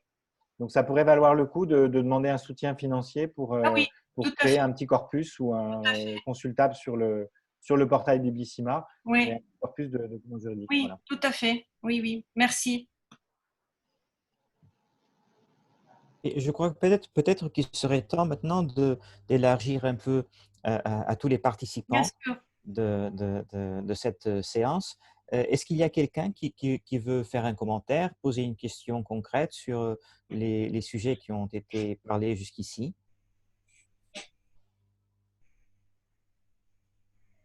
Laurent, oui? Oui, alors je vais faire un petit peu la brebis galeuse par rapport à tout ce qui vient d'être dit, en citant un contre-exemple par rapport à un certain nombre de réflexions qui ont été énoncées ce soir. Je pense à un document du Midi que Maria-Alessandra connaît peut-être, qui est le livre des coutumes de la ville de Oui, Toulouse, oui, oui, oui, tout à fait. qui est un texte donc, qui est daté de 1285-86. Et récemment, je suis allé un petit peu feuilleter tout ce qui était référence héraldique dans ce manuscrit. Et en vous écoutant ce soir, je trouve que ce document ne correspond absolument pas du tout à tout ce qui a été dit. Par exemple, il y a des scènes où les prévenus sont escortés par la police municipale, entre guillemets. L'héraldique n'est pas l'héraldique de la ville, alors que ce livre de coutumes est un livre qui vient signifier la spécificité toulousaine, la volonté des Toulousains de conserver un droit par rapport au droit du roi. Et par ailleurs, après, j'ai regardé un petit peu l'héraldique qu'il y avait dans les marges. C'est une héraldique que moi, je ne considère pas comme réaliste. C'est plutôt une héraldique assez étrange, de divertissement, je dirais. Et ça pose problème parce qu'on est dans un livre très sérieux, c'est du droit quand même. Et par conséquent, ici, cette héraldique ne renvoie pas du tout à la réalité, sauf la première page où il y a les armoiries de la ville, mais représentée d'une façon assez malhabile, je trouve. Et donc là, moi, la question que je me pose, c'est que vient faire cette héraldique ici? Elle ne vient pas représenter, elle ne vient pas spatialiser ou identifier la ville, elle ne vient pas identifier et spatialiser la justice et son expression. Et en revanche, elle vient pour divertir d'une certaine façon le droit qui a été présenté, revu un petit peu par Alessia Trivellone récemment, et qui a montré que il y avait certaines scènes qui étaient là pour amuser. Donc, ce qui pose la question du destinataire, là une fois de plus, la question du destinataire et des personnes qui vont voir cette héraldique. En même temps, cette héraldique correspond au code classique de l'héraldique. Je veux dire, il n'y a pas d'erreur, mais visiblement, ça ne correspond pas à grand-chose. Et par ailleurs, enfin, souvent, on a essayé d'identifier le commanditaire de ce manuscrit. J'ai repris un petit peu le dossier. Je n'arrive pas à retrouver la présence de cette héraldique. Ça fonctionne. J'avais énoncé ce soir en termes de typologie et de fonction de l'héraldique. Eh bien, merci de nous avoir apporté cet exemple qui apparemment est absolument dans les marges de ce dont nous avons parlé ce soir. Et j'ai deux questions à vous poser à propos de ce manuscrit que vous citez. Est-ce qu'il a été étudié par un héraldiste, tout d'abord? C'est-à-dire, Et non, est-ce justement, c'est ça qui est surprenant, effectivement. Les héraldistes ne se sont pas préoccupés de ce document. Les juristes l'ont beaucoup analysé, hein, c'est un document qui a été travaillé par les juristes. Les héraldistes, non, jamais. C'est surprenant. Donc, j'ai commencé un petit peu à prospecter. Voilà, donc, je vais essayer de monter un projet autour de ce document parce qu'il m'intrigue vraiment. Et donc là, on pourra certainement voir l'intérêt de l'héraldique pour l'étude des manuscrits juridiques dans ce projet. Oui, tout à fait. Et j'ai une autre question. Est-ce que les circonstances de production de ce manuscrit… Je me demande s'il y a… Laurent, oui? Laurent Ablot? Oui, je me demande s'il n'y a pas eu des travaux d'Alison Stones, mais Laurent Massé doit le savoir. Il n'y a pas eu Non, des articles d'Alison Stones sur le côté pas de Toulouse? pas sur très peu de choses. l'héraldique. Non, non, c'est tout petit, hein, c'est vraiment basique. Ça n'a jamais été analysé de façon Pas sur exhaustive. l'héraldique. Non. Susan Lange, qui D'accord. est une historien de l'art et spécialiste de l'illustration, a étudié les illustrations marginales desquelles parlait Laurent. Cela veut dire ce manuscrit, il a des illustrations marginaux qui montrent bien tous les châtiments qui les personnes coupables subissent. Et donc, c'est très intéressant aussi pour voir quels étaient effectivement les châtiments utilisés à Toulouse à cette époque-là. Mais pas d'héraldique. En effet, Laurent Massé, c'est le premier qui parle justement qui aborde ces éléments. Et ma deuxième question pour vous, Laurent, c'est est-ce que cette étrange absence d'une héraldique officielle, disons comme ça pour simplifier, dans votre manuscrit, est-ce qu'on pourrait la comprendre dans le cadre de l'histoire spécifique de la ville de Toulouse et de la production du manuscrit? C'est une question simple, c'est-à-dire est-ce qu'il y a peut-être des éléments de l'histoire de Toulouse elle-même qui permettraient de comprendre cette étrange absence? Tout à fait, oui, bien sûr. Ça s'inscrit dans un contexte très important qui est vraiment le rattachement de la ville de Toulouse au domaine royal, donc à un moment où les prérogatives toulousaines sont fortement menacées, et donc la volonté de mettre par écrit ce qui était de l'ordre de la coutume, justement, permet d'inscrire dans le temps et de façon visuelle aussi la spécificité toulousaine. Donc, bien évidemment, ça s'inscrit dans un temps politique très, très fort. Voilà. Mais en même temps, le caractère, alors je ne suis pas juriste, hein, je n'ai pas non plus repris le texte, mais le caractère parfois, je dirais, ludique, ou voire satirique de ce texte, en fait quelque chose d'assez hybride à tous les niveaux, en fait. Et ce que vous me dites, on pourrait penser en principe que ce serait une raison de plus d'avoir les armoiries de la ville présentes dans le manuscrit, n'est-ce pas? Si c'est un document qui veut affirmer la spécificité toulousaine, eh bien, l'héraldique de la ville serait la très bienvenue, elle serait très, très signifiante dans ce sens-là, n'est-ce pas? Oui, mais elle est très discrète. Elle figure sur la première page, qui est la remise du manuscrit au sénéchal de Toulouse, donc le représentant du roi. Mais après, elle disparaît complètement. Et là, après, on a une héraldique complètement fantasmagorique. Je vois quand même qu'il y a une armoirie qui se répète régulièrement, au moins dans les premiers folios. Là, je l'ai feuilleté, il y a cette espèce de cul, de gueule oui. avec un chef d'or oui. émanché.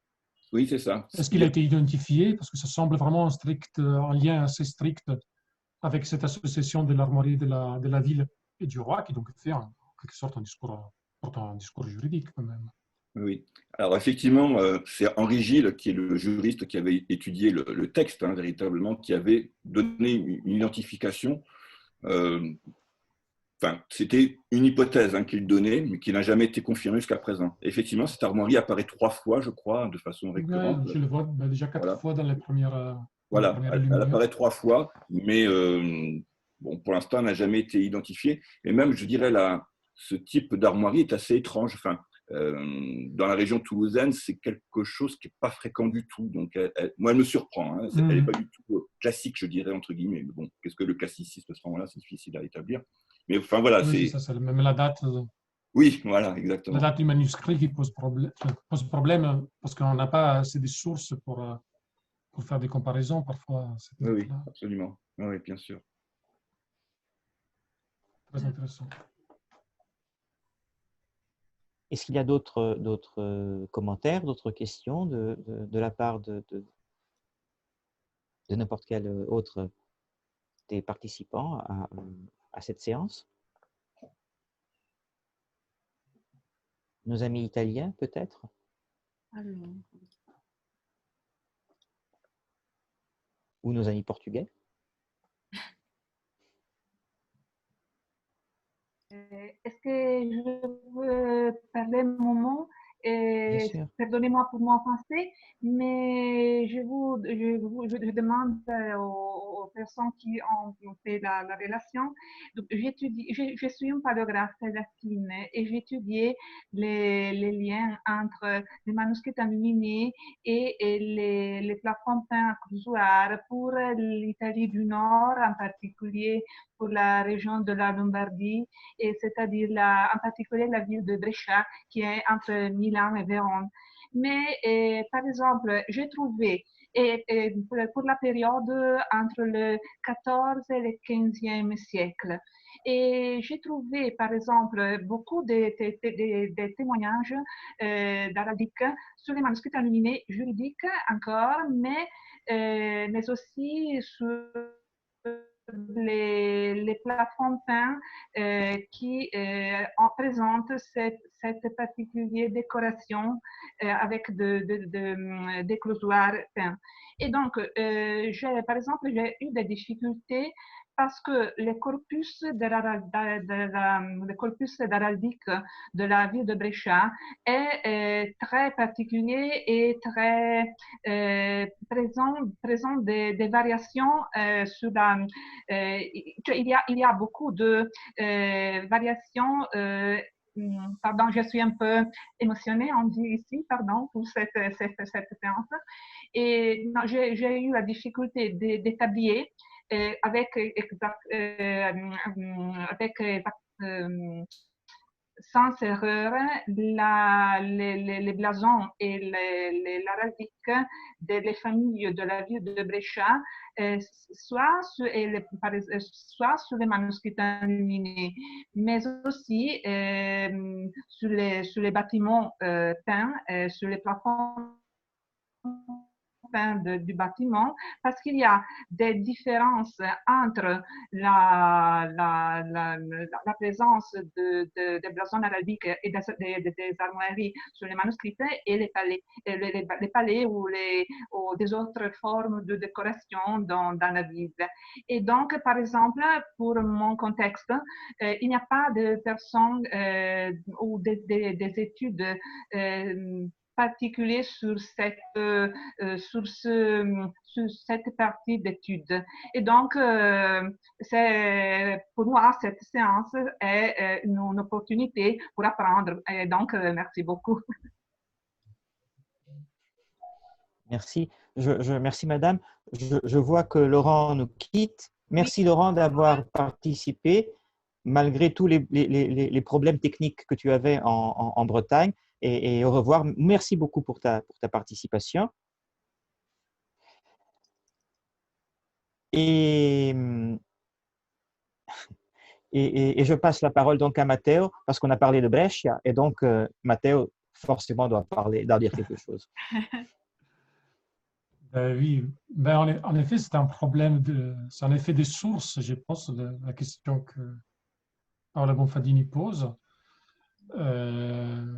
C'est-à-dire dans les contextes lombards, des Brescia en particulier, on dispose les sources héraldiques datant du Moyen-Âge sont très très rares. Et donc, il faut utiliser tout ce qu'on a à disposition pour chercher à reconstruire un peu l'héraldique des origines. L'héraldique des origines, que pour l'Italie, ça signifie deuxième moitié du XIIIe siècle. Là, on est un peu en retard. Donc, les attestations datent plutôt à partir de la seconde moitié du XIIIe siècle. Il y a effectivement les armoiries de famille de Brescia présentes, mais ça est vrai pour toutes les héraldiques médiévales. On le sait bien, on a très souvent des variations. Le nombre des faces dans une armoirie, par exemple, on sait bien que ça peut varier en fonction de l'artiste qui a réalisé matériellement l'armoirie, du témoignage, des modèles qu'il avait à disposition et de l'importance qu'on donnait à certains éléments. Donc, ce sont même ça des éléments qu'il faut bien garder à l'esprit. Et en fait, j'avais vu que parmi les thèmes que vous aviez sélectionnés pour la discussion d'aujourd'hui, il y avait même la question des artistes qui intervenaient dans la réalisation des armoiries dans ce genre de manuscrits. C'est une question qu'on s'était posée aussi dans le cadre d'un colloque il y a quelques années sur les artistes héraldistes.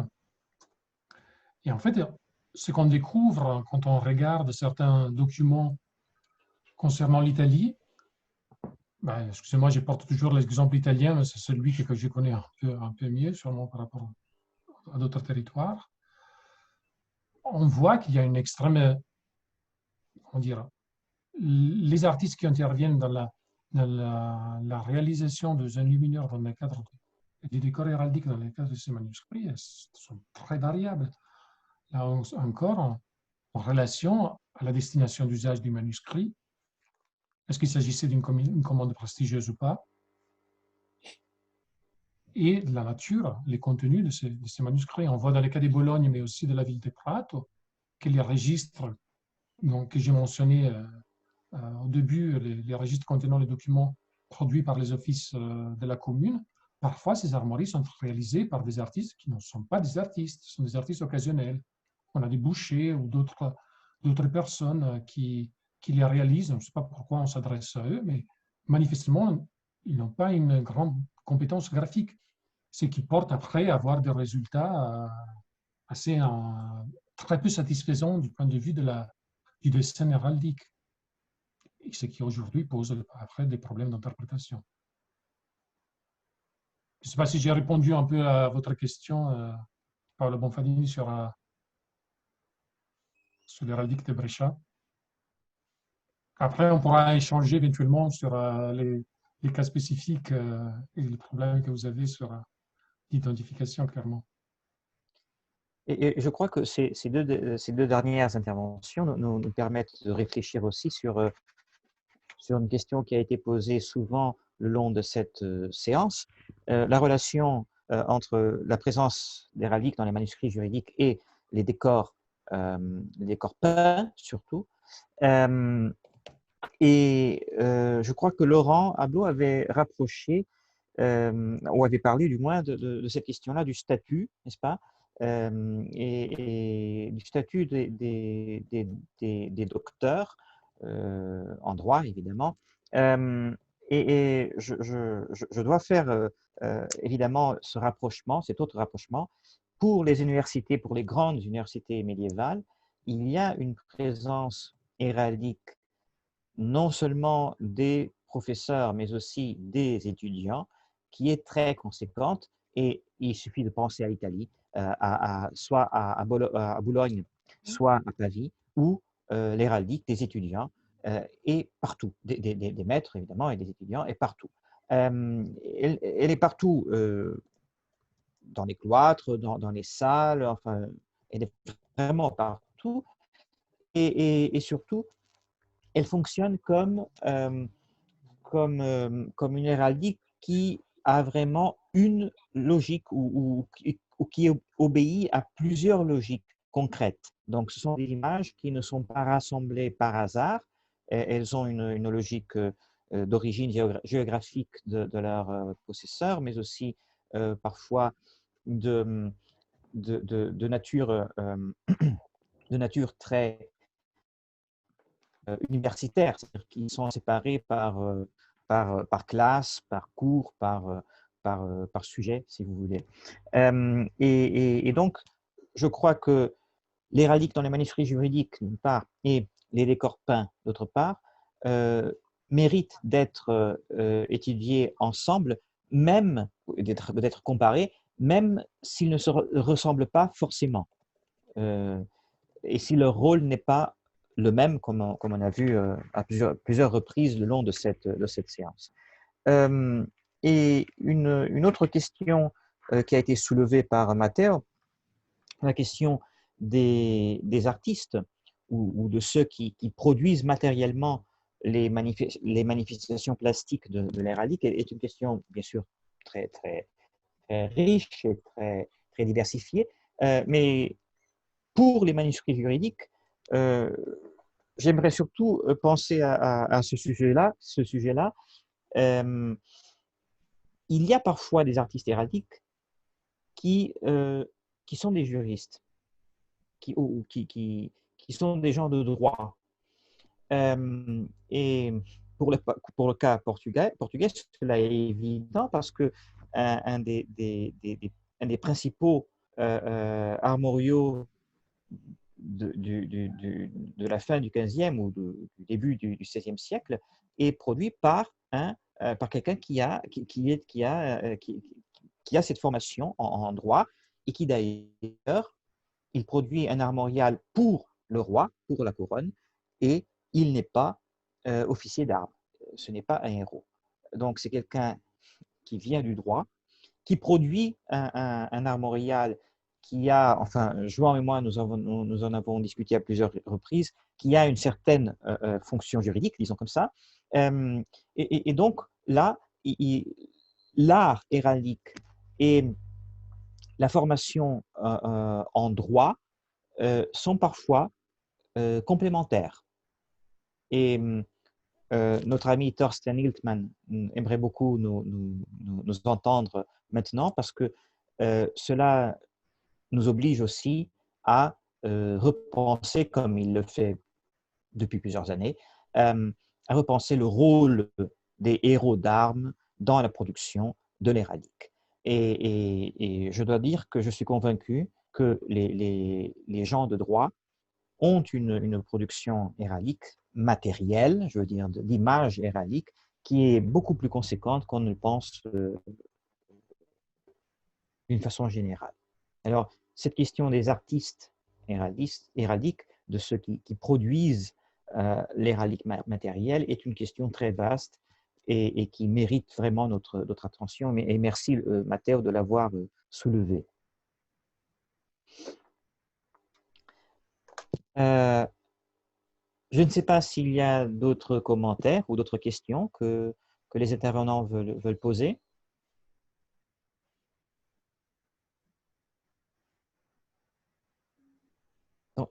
C'est une belle séance qui s'est prolongée pendant 2 heures. Alors, je crois que c'est un temps plus que suffisant. Alessandra, je ne sais pas si tu veux dire quelques mots pour clore la séance. Oui, alors on peut, je pense, bon, tout d'abord, on remercie encore vous tous pour votre participation.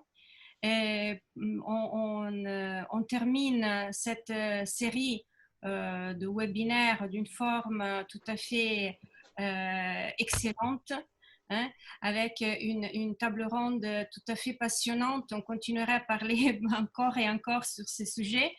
Donc, je pense que vraiment, on est tous les deux, Miguel et moi, très satisfaits pour l'exit de cet événement. Je tiens à remercier beaucoup notre institut, l'Institut d'études médiévales, parce que nous avons la chance de travailler dans un institut qui est toujours très souteneur de notre idée, de notre activité, de notre, disons, nouveauté. Pourtant, il faut vraiment dire un grand merci à notre institut. Je tiens à remercier aussi l'Institut portugais d'héraldique qui s'est uni à cette organisation avec grand enthousiasme. Et on a eu à chaque séance beaucoup de membres de l'Institut qui ont participé avec beaucoup d'intérêt et de curiosité. Et puis encore, merci à tous les participants parce que vraiment, vous avez soulevé beaucoup de questions et on espère que dans les prochaines années, doucement, on va répondre à quelques-unes, hein. Pas à toutes, pas d'une façon exhaustive, mais on espère qu'en collaboration, on pourra vraiment créer une belle synergie. Voilà, donc merci encore. Et de ma part, je renouvelle simplement les remerciements qui ont été faits par Maria Alessandra et j'aimerais vous dire que elle et moi, nous pensons que ce webinaire a eu un succès que peut-être nous n'attendions pas vraiment si fort et donc nous voulons le répéter pour la prochaine année. Et je crois que ce format électronique nous a permis de rejoindre bien plus de monde que si nous étions en format présentiel. Et donc, peut-être l'année prochaine, nous reprendrons ce sujet qui, nous l'avons bien vu, est si vaste et si riche. Et je place tout de suite ici l'invitation et le défi à tous de continuer à nous suivre et à participer à ce beau sujet de recherche qu'est l'héraldique dans les manuscrits juridiques. Alors, merci à tous, encore une fois. Merci aux participants de cette table ronde d'aujourd'hui en particulier et au revoir. Donc, nous continuons à penser et à songer à ce sujet de l'héraldique dans les manuscrits juridiques. Et bonnes vacances à tous. Et bon Merci. été.